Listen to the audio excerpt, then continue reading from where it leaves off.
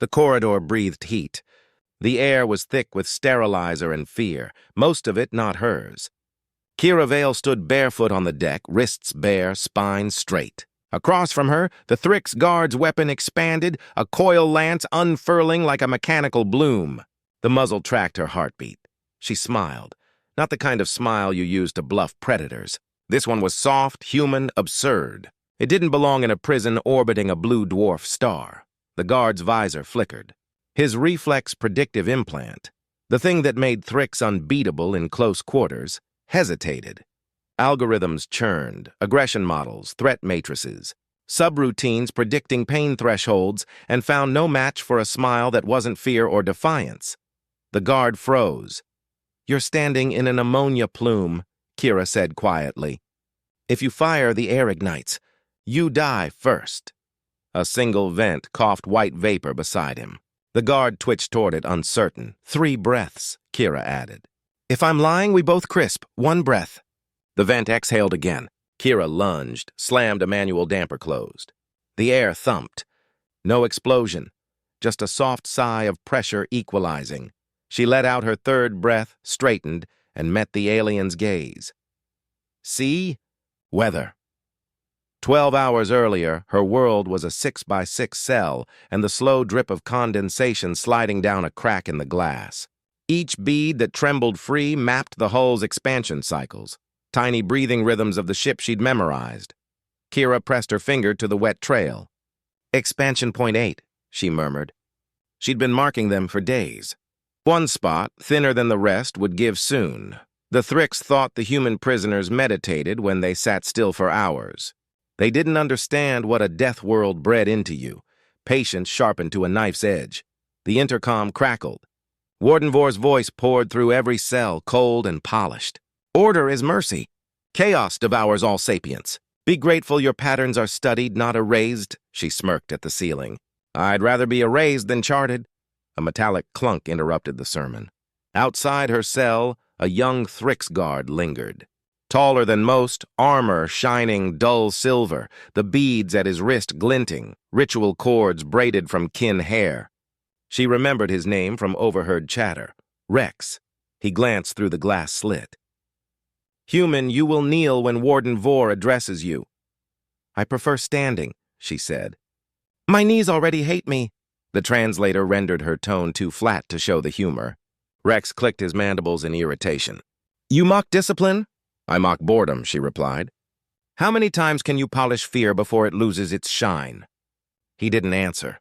When he left, Kira noted his gait, the sound of his armor's servos, and the precise moment his patrol path overlapped with the coolant purge. She tucked the rhythm away like a lock combination. Hours later, alarm shrieked. Kira grinned. The universe had just handed her noise. A containment drone clattered past, leaking blue vapor. The intercom barked, "Biological breach. Sector B containment compromised." A G3 micromantis, they'd mentioned it at mealtime, had escaped. Thrix didn't understand that every Deathworld creature came with a lesson. If you corner it, it improvises. Kira rose. Time to do the same. She cracked the handle off her meal tray, pried loose a reflective strip, and jammed it into the cell's panel joint. Then she lifted her toothbrush, pressed its sonic head against the metal until it hummed in sympathy. The latch vibrated, clicked once, twice, then fell silent. The door sighed open. She slipped into the corridor. The light pulsed amber, strobes painting everything in alternating fear and shadow. She crouched low, ears tracking bootsteps, servos, the hiss of air recyclers. Her pulse slowed. She moved the way she'd learned in Gilead 3's predator grass. Silent, fast, never in straight lines. The floor trembled under her bare feet. A familiar vibration. Maintenance drones routing power through the scrub lattice. Perfect cover. Kira traced her finger along a wall seam, feeling heat signatures. She whispered, "Milo, you better still be breathing." A faint whisper from her stolen comm bead. Static, then a half-formed voice. Her brother, sleepy, scared. "Kira, they said transfer soon." "I know," she murmured. "Sit tight, little storm." "I'm coming." She cut the channel, focused. 6 hours until his transfer.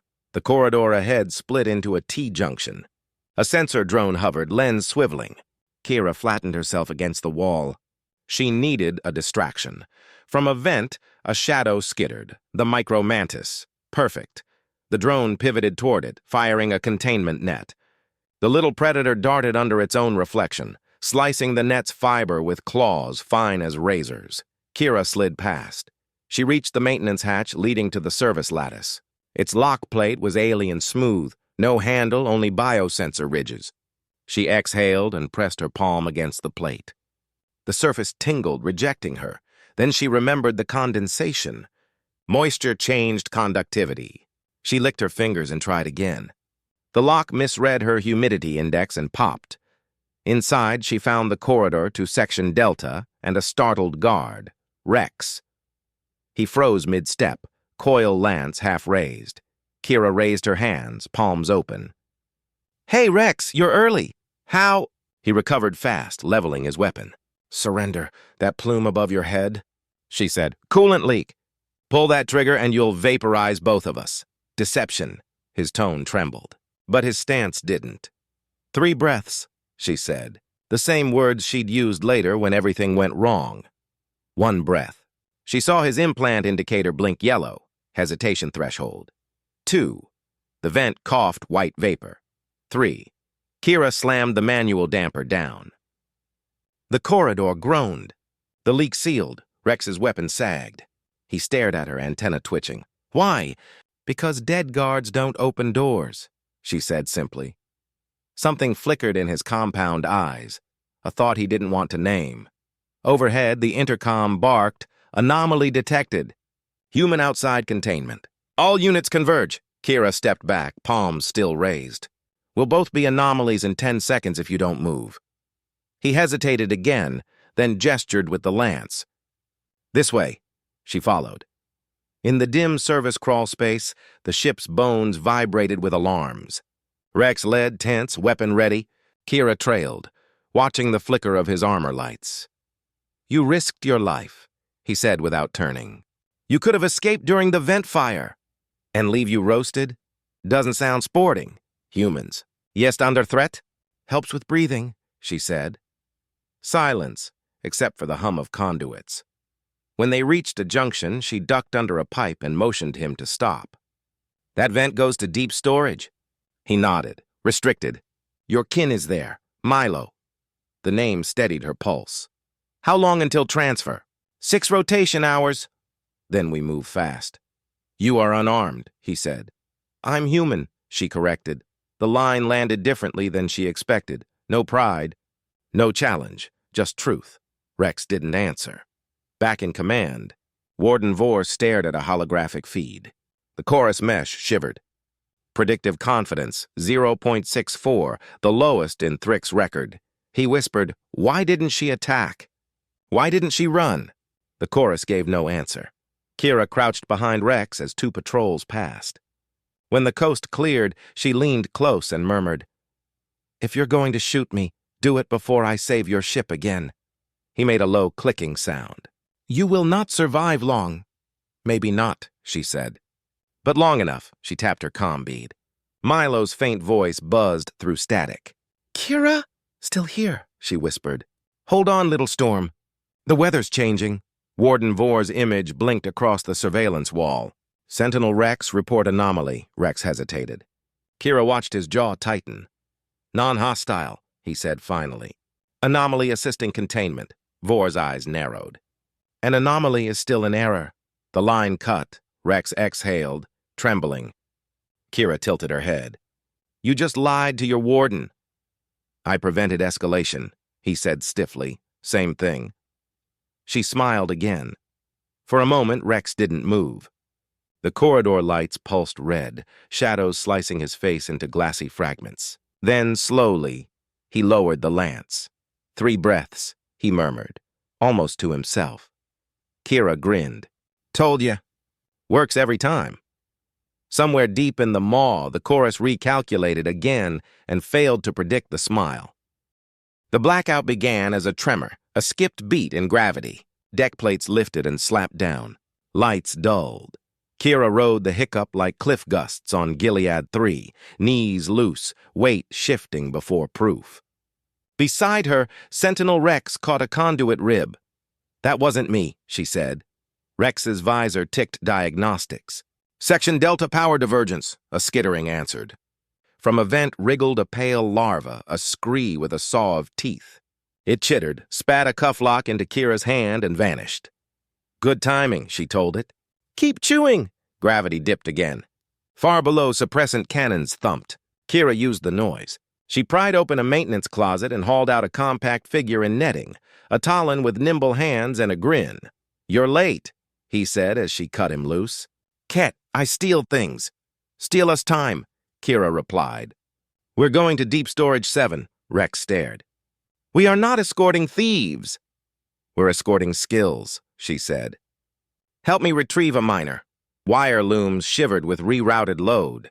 The chorus would be pulling compute from prediction to stability. That gave her a margin thinner than breath. Rex angled toward a riser. "Deep storage is sealed with Tri-Lance turrets, autonomic. They fire before thought completes."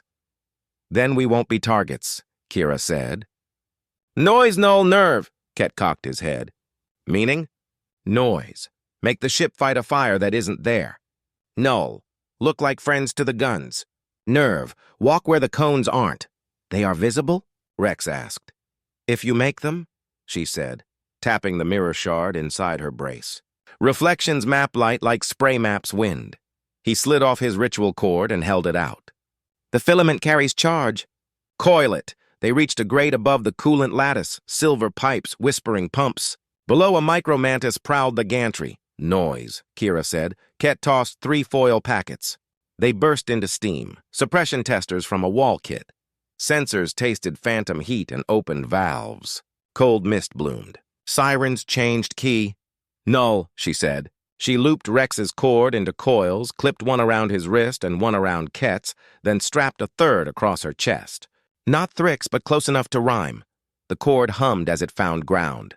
"Nerve," she finished, and dropped through the grate. They ghosted the gantry. Mist turned light into geometry. She stepped where air lay still, counted beats to gravity's stutter, let tremors push. A turret blinked awake. Triple barrels tasted fog, then hesitated as the coils sang. The chorus shoved probabilities. The barrels swiveled aside. They reached Deep Storage's bulkhead. The access plate glowed blue. Ket flattened his palm, frowned. "Wants a living signature and a song." "A what?" Kira asked. "A ritual tone," Rex said. Ket hummed. "Nothing." He slid the pitch. The panel shifted to mauve. "Close," Kira said. Rex sang 3 notes. The door side open. Cold blue filled the chamber.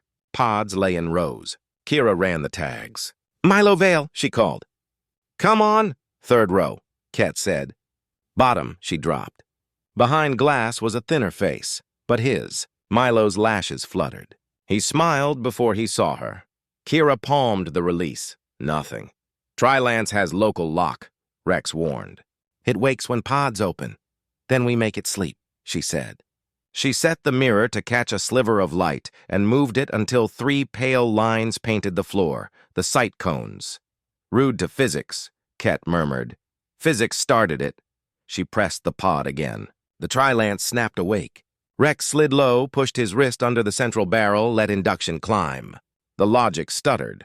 Ally in cone, unclassified. Ket jammed a wire into a maintenance jack and dumped the lullaby tone back into the gun's head. For 4 seconds, it chose calm. 4 seconds were enough. The pod sighed. Cold rolled over Kira's hands. Milo's eyes opened. "Blue, tired. You brought friends," he whispered. "Up you come," she said, lifting as the deck lurched. The intercom crackled. Warden Vor's voice lost polish. "Section Delta purge. 10-second decompression," Rex flinched. "He wouldn't." "He would," Kira said. She tore a locker door free and wedged it in the hatch. "Tethers."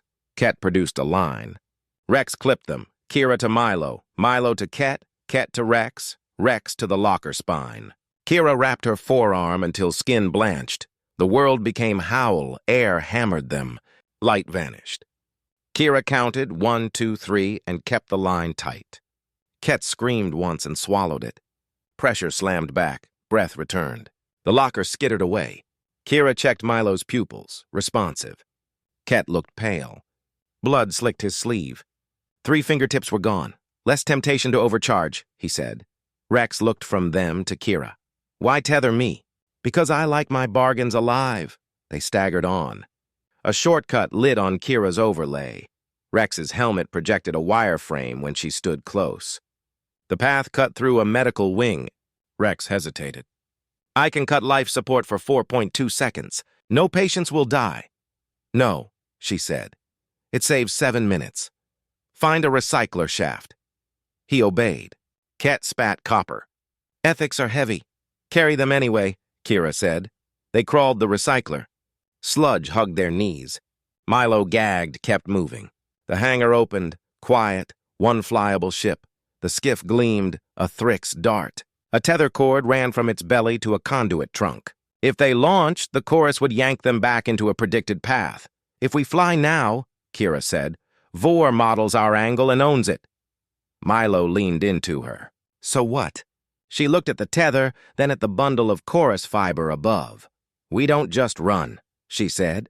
We break his choir, Rex swallowed. That is treason. Good, Ket said. Means we're doing art, Kira nodded. We sever the tether, feed the system something it can't chew, and leave while it chokes. Weather? Milo asked. Stormfront, she said. Stay with me. She stepped toward the skiff, smiling at the machine that thought it understood her, while the hangar lights flickered like doubt. The hangar was a wound of flickering light. Power conduits sparked along the ceiling, throwing long, skeletal shadows over the skiff's polished hull. The air smelled of coolant, burnt ozone, and fear held too long. Kira crouched beside the skiff's tether trunk, a braided line of fiber optics and living gel pulsing faint blue. The chorus flowed through it like a nervous system. Every Thrix ship was a nerve cluster feeding back to Warden Vor. Severing it would be like cutting a god's spine. Milo hovered close, thin and pale but steady. Rex kept watch at the hatch. Lance retracted, his armor scuffed and bleeding light from a cracked seal. Ket, 3 fingers short, tapped at the skiff's panel with grim amusement. Their flight code's poetry. Bad poetry. Too many rhymes for obedience. Kira wiped grime from her palms. We're going to override it with something they can't predict. Your paradox thing? Ket asked. She nodded. Every act that shouldn't exist in their logic. Kindness in a war zone, mercy under threat, humor facing death. A training set they can't compress. Rex tilted his head. You wish to make the chorus. Dream? Choke, she said. Dream if it's lucky. She glanced toward the corridor beyond the hangar. Vor would come himself now. He'd trust nothing automated. The thought didn't frighten her. It centered her. Milo pressed a trembling hand to her brace. We could just run. I know, she said softly. But then the next human they catch becomes another sample. This ends here. Rex lowered his weapon. If we fail? Then we teach them what failing looks like. The skiff powered on, turbines whispering awake. Ket's code scrolled amber. Uploading seed through chorus interface. If it bites, we'll know. Systems'll hiccup. Rex stood at the bay doors, voice tight. Vor is inbound. Manual armor. No implant link. Good, Kira said. Means he'll think before killing us. She pulled the last tether from the trunk and slammed the feed cable into the skiff's transmitter. The paradox seed pulsed alive. Strings of recorded memories and sensory logs. Her saving Rex. Refusing shortcuts, choosing life over speed. Transmit, she said. The skiff's dish rotated, broadcasting through the chorus network. Somewhere deep in the ship's core, algorithms began to consume contradictions. Then the alarms changed pitch. The hangar doors ripped open. Vor entered in a towering exosuit, polished like ritual armor. His voice came through every speaker, measured, almost sad. I once admired your species, Vale. You fought extinction by ignoring probability. But unpredictability is contagion. It spreads. Maybe it's medicine, she called. You believe chaos heals? I believe freedom costs comfort. He stepped forward, each stride thudding. You infected my guard with empathy. He disobeyed prediction. That virus must die with you. Rex leveled his lance but didn't fire. You said I was created for certainty. You never asked what certainty costs. Silence, Vor snapped, voice fraying. You are defective. Then I'm human enough, Rex said. Vor raised his lance and fired. The bolt struck Rex square in the chest, sending him crashing into a support beam. Sparks flared! Rex! Milo shouted. He moved, but Kira caught his arm. Stay down! The skiff's panels flashed, code struggling under load. Ket yelled, The seed's spreading! Confidence index dropping fast, 40% and falling. Vor swung his lance toward Kira. You think corruption makes you strong? It makes you noise. She smiled. The same soft, infuriating smile that had frozen the first guard. Noise keeps systems honest, he fired again. She dove, rolled tight and efficient, feeling heat brush her back. She came up behind a crate, snapped a shard from her knee brace, and used it to redirect the hangar's floor lights. Reflections bounced around them, phantom targets blooming like ghosts. Vor's suit's targeting struggled, flickering. Clever but futile. Kira rose, breathing slow. You're still running your model, Warden. You're still predicting me. She stepped out, hands empty. He advanced, lance steady. And you're still smiling? I am, she said. You know why? His jaw tightened. Because you mistake defiance for divinity.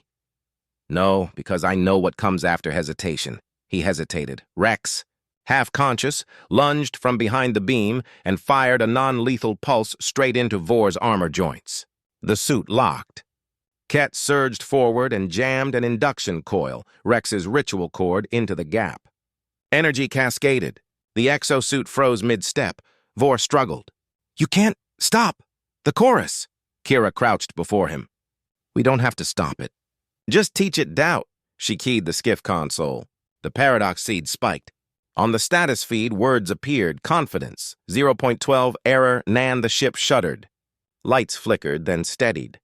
Silence settled like fresh air. Across the maw, weapons powered down. Guards hesitated, no longer guided by scripts. The chorus had gone quiet. Rex staggered toward her, smoke curling from his chest plate. We broke it.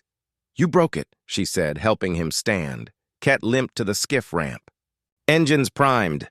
Time to exit before philosophy learns how to bite again. They loaded quickly. Milo first, then Rex. Kira paused at the ramp, looking back at Vor, trapped in his armor but alive. He met her eyes. If you leave, everything falls apart. Maybe that's how it learns to stand, she said. She sealed the hatch. The skiff screamed through the ruptured hangar doors, cutting into the black beyond the cobalt star. Behind them, the maw spun like a broken halo, its lights dimming one by one. Inside, Ket slumped into a seat. Broadcast went galaxy-wide. Chorus nodes are sinking to nonsense. Whole fleet's confused. Rex stared at the console. What becomes of a species without certainty? Kira wiped sweat from her brow. Same as any species. We learn to ask instead of assume. Milo leaned against her shoulder. Did we win? We made them think, she said. That's better. He smiled faintly. That's your kind of victory? Only kind worth bleeding for. They drifted in silence a moment. Beyond the viewport, the dwarf star burned cobalt and calm. Ket broke it. Freeport Jant's beacons up. You want to dock clean or make an entrance? Kira's lips curved. Let's surprise them politely. He laughed, tapping controls. Hours later, under Jant's mist-lit dome, they stepped out to a crowd. Humans, Talon, Scree, even a few Thrix stripped of insignia. Word had spread, the chorus was silent, the models broken. Reporters shouted questions.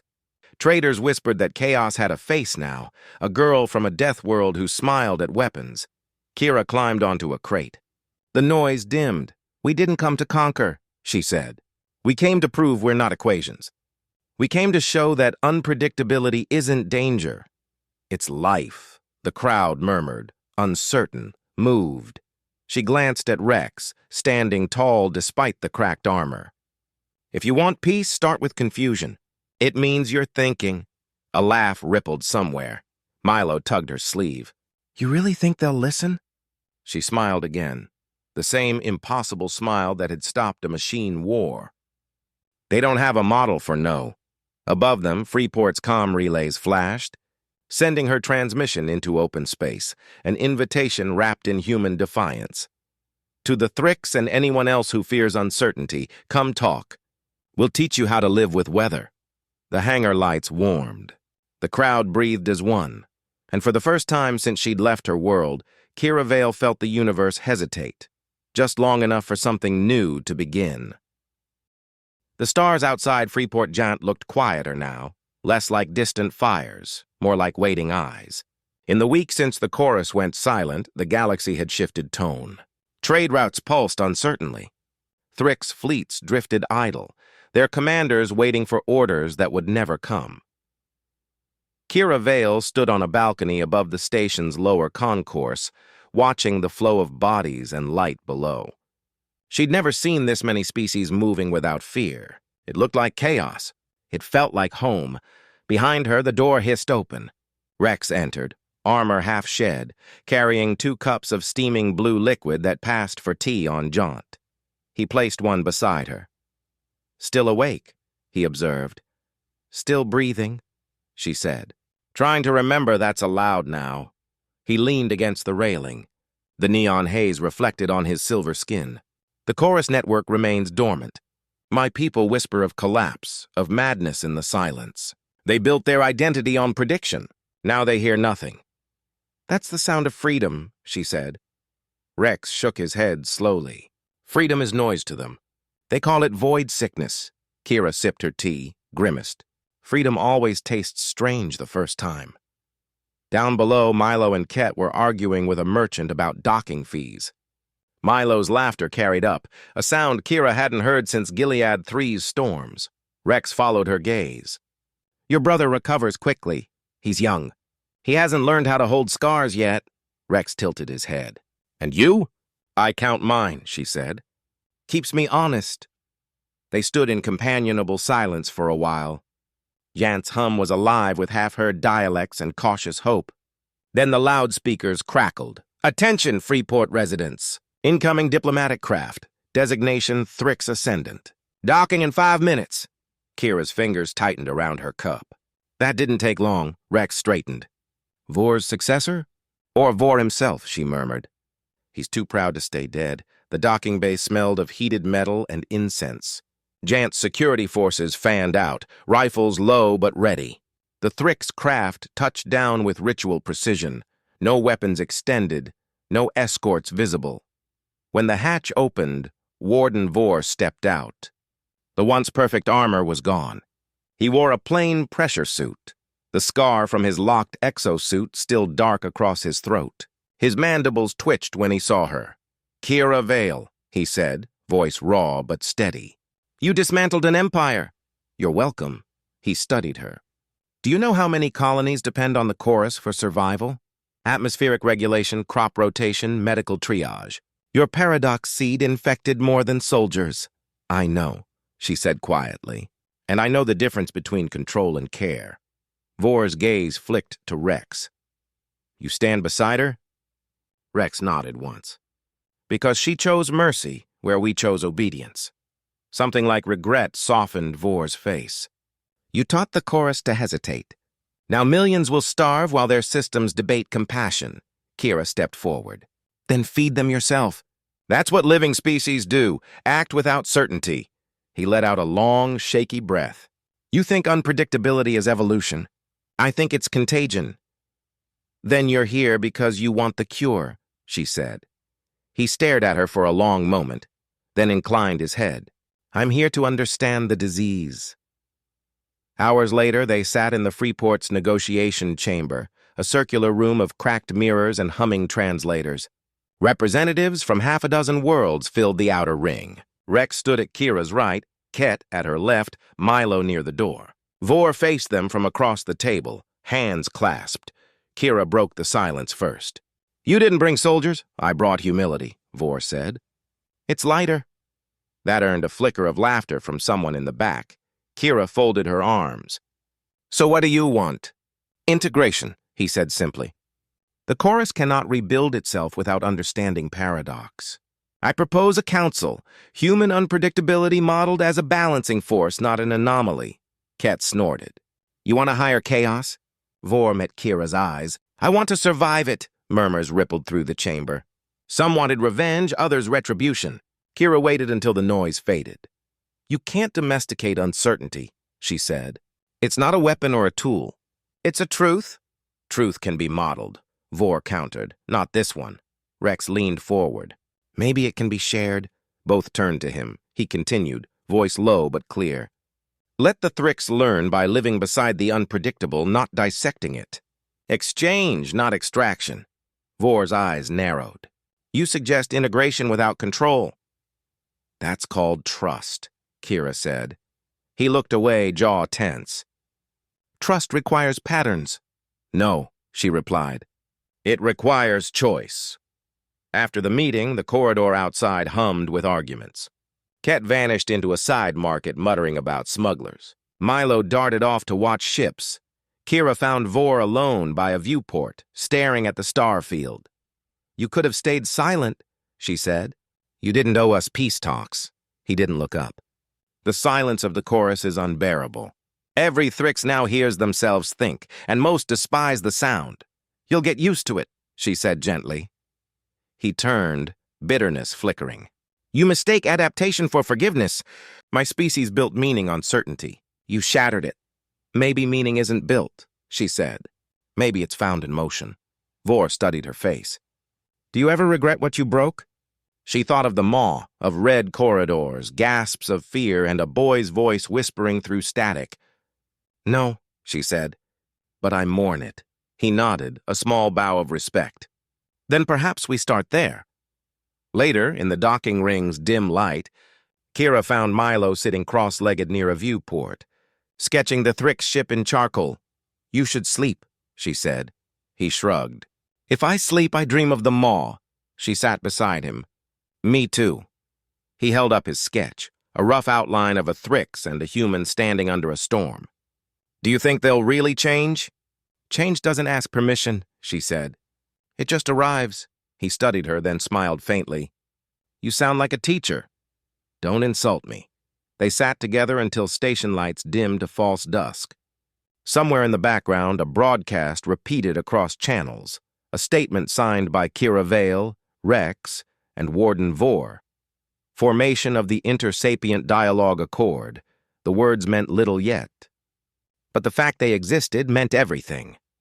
When she finally returned to her quarters, Kira paused at the window.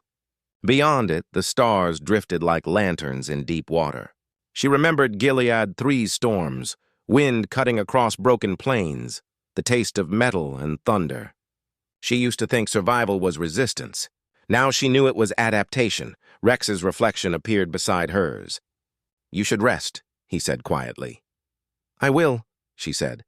After one more question, he waited. What happens to a galaxy that stops knowing what comes next? He considered. It starts living, she smiled, small and tired. Good answer. Learned from a human, he said. They watched the stars in silence. Somewhere out there, old systems argued with themselves, learning humility. Somewhere, Deathworld children told stories about the girl who smiled at a weapon and taught machines to doubt. Milo's laughter echoed faintly through the corridor. Alive and bright, Kira let it wash over her. Tomorrow, she said, almost to herself, we teach them weather. The viewport fogged with her breath. Outside, the first Thrix patrol ship blinked a signal toward Freeport Jant. 3 long flashes, 1 short. Not a command, a greeting. Kira raised her hand, tapped the same pattern against the glass, and whispered, Welcome to the storm.